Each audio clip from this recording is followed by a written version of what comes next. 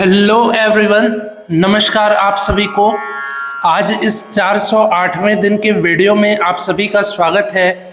आइए कुछ महत्वपूर्ण प्रश्नों को देखते हैं जो भूतपूर्व अनेक संगीत की प्रतियोगी परीक्षाओं में पूछे गए प्रश्न हैं और आगे आने वाली प्रतियोगी परीक्षाओं में अवश्य ही पूछे जा सकते हैं।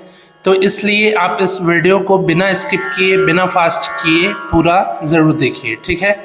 तो आइए देर न करते हुए इन प्रश्नों को देखते हैं।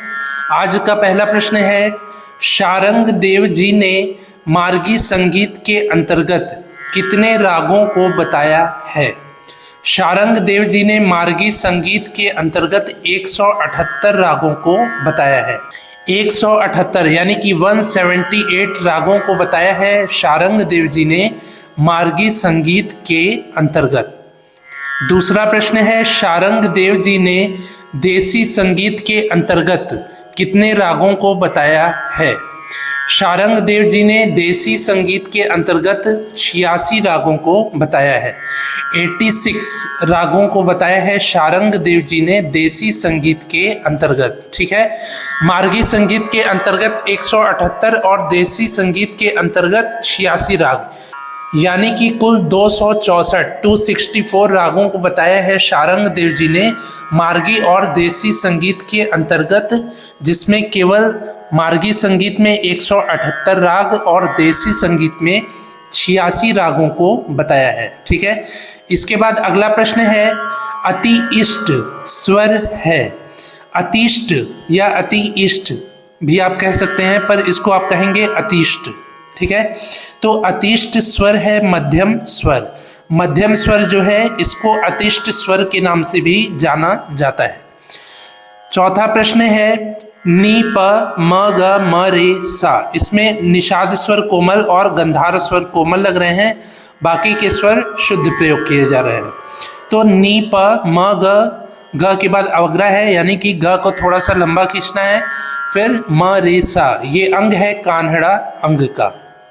ये कान्हड़ा अंग के स्वर हैं नी प म ग म रे सा, यानी कि कान्हड़ा अंग के जितने भी राग हैं, या वो दरबारी कान्हड़ा हुआ, सूहा कान्हड़ा हुआ, इन सभी रागों में नी प म ग म रे सा इस स्वर संगति का प्रयोग किया जाता है।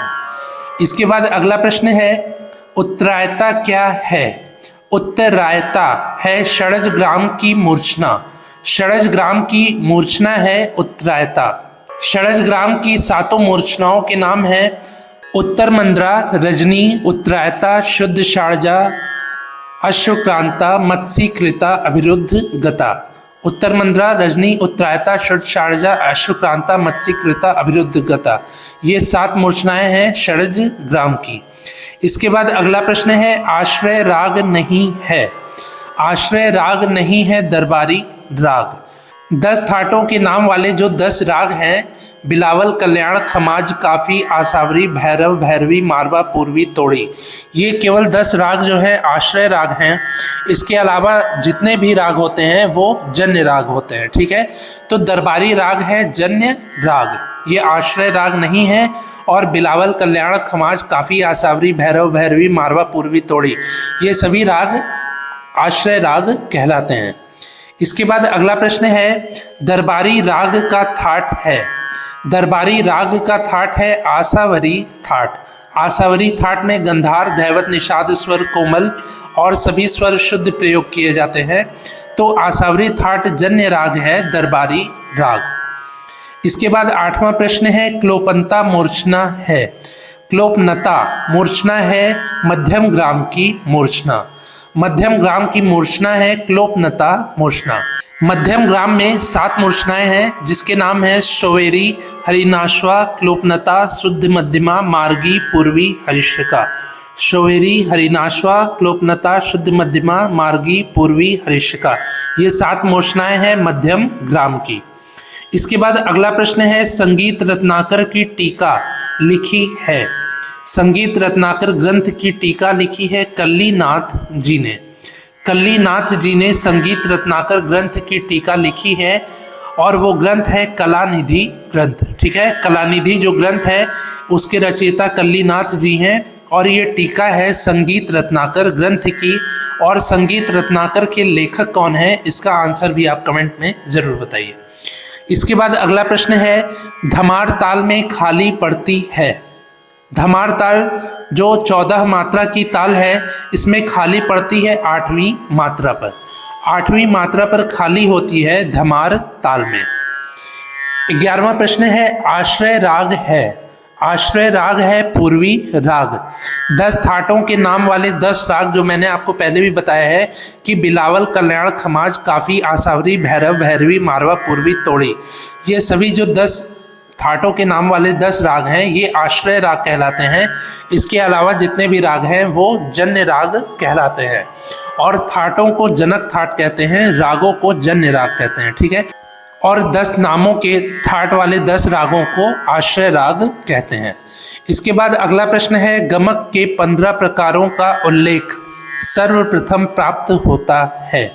गमक के 15 प्रकार, जिसको पंचदश गमक भी कहते हैं। पंच यानी कि 5, दश यानी कि 10। ठीक है, तो गमक के 15 प्रकार या पंचदश गमक का उल्लेख सर्वप्रथम प्राप्त होता है संगीत रत्नाकर के अंतर्गत। संगीत रत्नाकर ग्रंथ के अंतर्गत गमक के 15 प्रकारों का उल्लेख प्राप्त होता है। गमक के 15 प्रकार कौन कौन से हैं, इसका भी आंसर आप कमेंट में जरूर बताइए। इसके बाद अगला प्रश्न है एक ताल और 4 ताल के बीच क्या अंतर है। एक ताल भी 12 मात्रा की ताल है और 4 ताल या चौताल भी 12 मात्रा की ताल है। इसमें विभागों की संख्या, ताली और खाली की संख्या और एक समान पड़ती है, यानी कि पहले मात्रा पर एक ताल में भी ताली पड़ती है, 4 ताल में भी ताली पड़ती है। तीसरे मात्रा पर एक ताल में भी खाली पड़ती है, 4 ताल में भी खाली पड़ती है। ठीक है, तो इसमें विभागों की संख्या, मात्राओं की संख्या, ताली खाली की संख्या सब समान है। केवल अंतर है तो ठेके का अंतर है। ठेका यानी कि बोल, बोल का अंतर है एक ताल और 4 ताल में। एक ताल का बोल है धिन धिन धागे तिरकिट तू ना कत्ता धागे तिरकिट धी ना, और 4 ताल का बोल है धा धा दिन ता किट धा दिन ता तिट कत गति गत। तो एक ताल और 4 ताल के बीच अंतर है ठेका का। ठीक है, इसके बाद अगला प्रश्न है राग आसावरी का गायन समय है। राग आसावरी जो अपने ही थाट वाले नाम का आश्रय राग है, तो इसका गायन समय है दिन का द्वितीय प्रहर।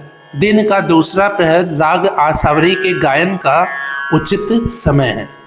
इसके बाद 15वां प्रश्न है माधव संगीत महाविद्यालय की स्थापना भातखंडे जी ने कब की थी। माधव संगीत महाविद्यालय की स्थापना पंडित विष्णु नारायण भातखंडे जी ने की थी 1918 में।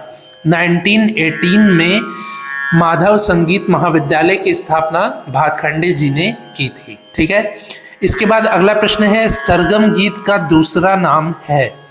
सरगम गीत का दूसरा नाम है स्वर मालिका। स्वर मालिका के नाम से भी जाना जाता है सरगम गीत को।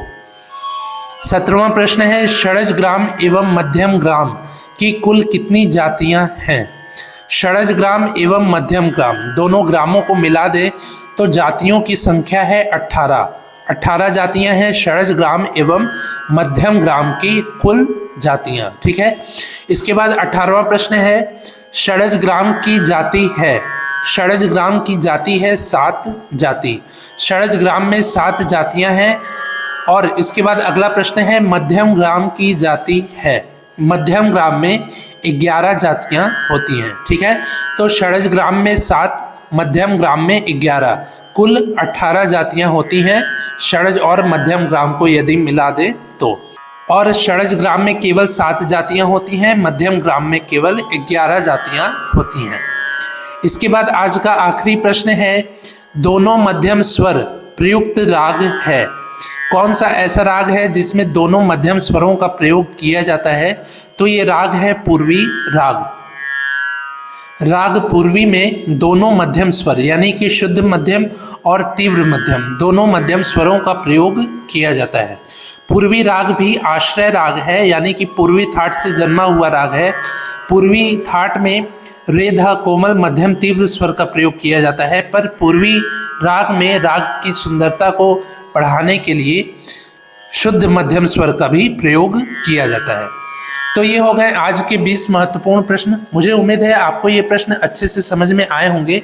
यदि समझ में आए हों तो आप इस वीडियो को लाइक करिए, ज़्यादा से ज़्यादा अपने दोस्तों से शेयर करिए। कुछ पूछना हो तो कमेंट करिए और मैंने जो भी प्रश्न पूछे हैं उसका निसंकोच आप उत्तर भी ज़रूर दीजिए। ठीक है, आज ये 408वें दिन का वीडियो है। इसके पहले मैंने 407 वीडियोस को बनाया है जिसके प्लेलिस्ट का लिंक नीचे डिस्क्रिप्शन में है। आने वाले प्रतियोगी परीक्षाओं की और भी बेहतर तैयारी करने के लिए आप उन सभी वीडियोस को एक दो बार अच्छे से ध्यान से देख लीजिए। ठीक है, तो मिलते हैं ऐसे ही अगले 409वें दिन के वीडियो में। तब तक के लिए नमस्कार, धन्यवाद।